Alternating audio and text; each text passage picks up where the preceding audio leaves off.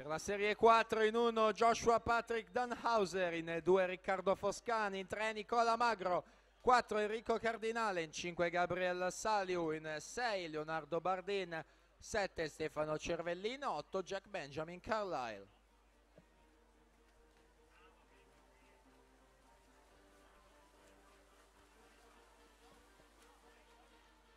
Alessio Cagnin 54 e 50 si aggiudica la quinta serie.